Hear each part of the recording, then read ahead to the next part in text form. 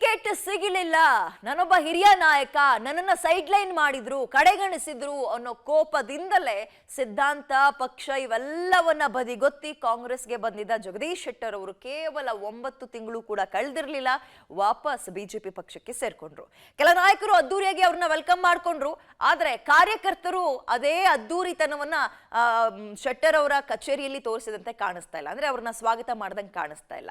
ಹಾಗಾದ್ರೆ ವಾಪಸ್ ಬಿಜೆಪಿಗೆ ಬಂದು ಶೆಟ್ಟರ್ ಅವರು ಏಕಾಂಗಿಯಾದ್ರ ಅನ್ನೋ ಪ್ರಶ್ನೆ ಸಹಜವಾಗಿ ಕಾಡ್ತಾ ಇದೆ. ರತ್ನಗಂಬಳಿ ಹೊದಿಸಿ ಶೆಟ್ಟರ್ ಅನ್ನ ಬಿಜೆಪಿಗೆ ಬರಮಾಡಿಕೊಂಡ ವರಿಷ್ಠರು, ಜಗದೀಶ್ ಶೆಟ್ಟರ್ ಅನ್ನ ಇನ್ನೂ ಒಪ್ಪಿಕೊಳ್ಳದ ಬಿಜೆಪಿ ಕಾರ್ಯಕರ್ತರು, ಬಿಜೆಪಿ ಕಚೇರಿಗೆ ಹೋದ್ರೂ ಸ್ವಾಗತ ಕೋರಲು ಬಾರದ ಮುಖಂಡರು.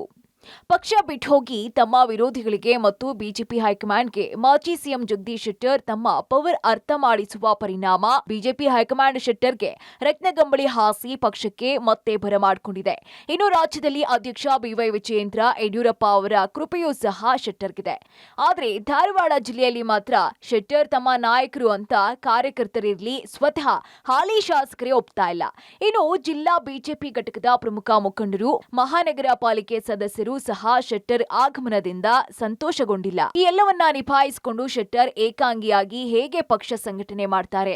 ಬಿಜೆಪಿ ಹೈಕಮಾಂಡ್ ಶೆಟ್ಟರ್ ಮೇಲಿಟ್ಟಿರುವ ಭಾರೀ ಭರವಸೆ ಉತ್ತರ ಕರ್ನಾಟಕ ಭಾಗದಲ್ಲಿ ಎಷ್ಟರ ಮಟ್ಟಿಗೆ ಉಪಯೋಗ ಆಗುತ್ತೆ ಅನ್ನೋದೇ ಈಗ ಎಲ್ಲರ ಕುತೂಹಲ. ಇನ್ನು ಶೆಟ್ಟರ್ ಪಕ್ಷಕ್ಕೆ ಸೇರುವಾಗ ಯಾವುದೇ ಷರತ್ತು ಹಾಕಿ ಬಂದಿಲ್ಲ ಅಂತ ಸ್ಪಷ್ಟನೆ ನೀಡಿದ್ರು. ಶೆಟ್ಟರ್ಗೆ ಲೋಕಸಭಾ ಚುನಾವಣೆಯೇ ಟಾರ್ಗೆಟ್ ಅನ್ನೋದು ಬಿಚ್ಚಿಟ್ಟ ಸತ್ಯ. ಈಗ ಇದೇ ಹಾಲಿ ಶಾಸಕರುಗಳ ಅಸಮಾಧಾನಕ್ಕೆ ಕಾರಣವಾಗಿದೆ. ಶಾಸಕರುಗಳ ಅರವಿಂದ್ ಬೆಲ್ಲದ್, ಎಂಆರ್ ಪಾಟೀಲ್, ಮಹೇಶ್ ತೆಂಗಿನಕಾಯಿ ಬಹಿರಂಗವಾಗಿ ತಮ್ಮ ಅಸಮಾಧಾನವನ್ನ ಹೊರಹಾಕಿದ್ದಾರೆ.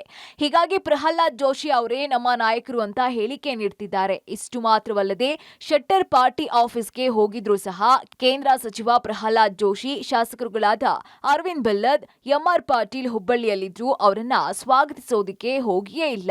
ನೆಪ ಮಾತ್ರಕ್ಕೆ ಶಾಸಕ ಮಹೇಶ್ ತೆಂಗಿನಕಾಯಿ, ಜಿಲ್ಲಾಧ್ಯಕ್ಷ ತಿಪ್ಪಣ್ಣ ಮಜ್ಜಿಗಿ ಶೆಟ್ಟರ ಕೈ ಕುಲುಕಿದ್ದು ಬಿಟ್ರೆ ಶೆಟ್ಟರ್ ಬಗ್ಗೆ ಗೂಡು ಸೇರ್ಕೊಂಡ ಖುಷಿ ಎಲ್ಲಿಯೂ ಕಾಣಿಸ್ತಾ ಇಲ್ಲ. ಇನ್ನು ಶೆಟ್ಟರ್ ಗರ್ವಾಪ್ಸಿಯಿಂದ ಉತ್ತರ ಕರ್ನಾಟಕ ಭಾಗದ ಬಿಜೆಪಿಯಲ್ಲೀಗ ಮಾಜಿ ಮತ್ತು ಹಾಲಿಗಳ ಬಣ ಸೃಷ್ಟಿಯಾಗುವ ಸಾಧ್ಯತೆ ಇದೆ. ಇನ್ನು ಮಾಜಿಗಳ ಬಣದಲ್ಲಿ ಜಗದೀಶ್ ಶೆಟ್ಟರ್ ನಾಯಕರಾಗಿದ್ರೆ ಮಾಜಿ ಸಚಿವರಾದ ಶಂಕರ್ ಪಾಟೀಲ್ ಮುನೇನಕೊಪ್ಪ, ಎಸ್ಐ ಚಿಕ್ಕನಗೌಡರ ಕಳಕಪ್ಪ ಬಂಡಿ, ಹುಡಾ ಮಾಜಿ ಅಧ್ಯಕ್ಷ ನಾಗೇಶ್ ಕಲಬುರ್ಗಿ ಗುರುತಿಸಿಕೊಂಡಿದ್ದಾರೆ. ಇನ್ನು ಬಿಜೆಪಿ ಹೈಕಮಾಂಡ್ ನಂಬಿಕೆ ಮತ್ತು ವಿಜಯೇಂದ್ರ ಯಡಿಯೂರಪ್ಪ ಶ್ರೀರಕ್ಷೆ ಶೆಟ್ಟರ್ ಮೇಲಿದೆ. ಹಾಲಿ ಬಣದಲ್ಲಿ ನಾಯಕ ಯಾರು ಇಲ್ಲವಾ? ಶಾಸಕ ಅರವಿಂದ್ ಬೆಲ್ಲದ್, ಸಿಸಿ ಪಾಟೀಲ್, ಎಂಆರ್ ಪಾಟೀಲ್, ಮಹೇಶ್ ತೆಂಗಿನಕಾಯಿ ಬಹಿರಂಗವಾಗಿ ಅಖಾಡಕ್ಕೆ ಇಳಿದಿದ್ದಾರೆ. ಕೇಂದ್ರ ಸಚಿವ ಪ್ರಹ್ಲಾದ್ ಜೋಶಿ, ಮಾಜಿ ಸಿಎಂ ಬಸವರಾಜ ಬೊಮ್ಮಾಯಿ ಮತ್ತು ಪಾಲಿಕೆ ಸದಸ್ಯರು ಶೆಟ್ಟರ್ ವಿರೋಧಿ ಬಣದಲ್ಲಿದ್ದಾರೆ.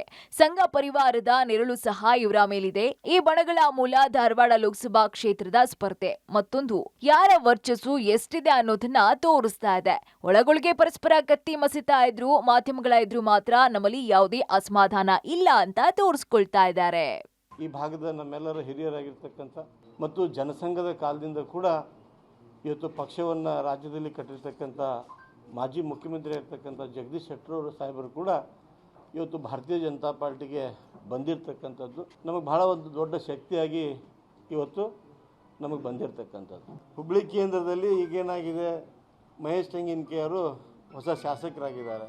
ಜಗದೀಶ್ ಶೆಟ್ಟರು ಹಿಂದೆ ನಮ್ಮ ಬಿಜೆಪಿಯ ಶಾಸಕರಾಗಿದ್ದರು. ಅವ್ರಿಗೆ ಟಿಕೆಟ್ ತಪ್ಪೋದ ಪರಿಣಾಮವಾಗಿ ಅವ್ರು ಕಾಂಗ್ರೆಸ್ಸಿಗೆ ಹೋದರು. ಈಗ ಅವ್ರು ಬಂದ ಮೇಲೆ ನಾನೇ ಮಹೇಶ್ ತೆಂಗಿನಕಾಯಿ ಅವ್ರಿಗೆ ನಾನೇ ಮಾತನಾಡಿದ್ದೇನೆ. ಜಗದೀಶ್ ಶೆಟ್ಟರಿಗೆ ನಾನೇ ಫೋನ್ ಹಚ್ಚಿ ಕೊಟ್ಟಿದ್ದೇನೆ.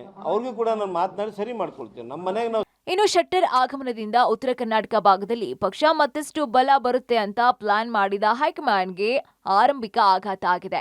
ಬಣ ರಾಜಕೀಯ ರಾಷ್ಟ್ರೀಯ ಮತ್ತು ರಾಜ್ಯ ನಾಯಕರಿಗೆ ಹೊಸ ತಲೆ ಬಿಸಿಗೆ ಕಾರಣವಾಗಿದೆ. ಯಾರ ಮಧ್ಯಸ್ಥಿಕೆಯಲ್ಲಿ ಈ ಎರಡು ಬಣಗಳು ಒಂದಾಗ್ತವೆ ಅಂತ ಕಾದು ನೋಡಬೇಕಾಗಿದೆ. Sunil Patil, public TV, Hubballi.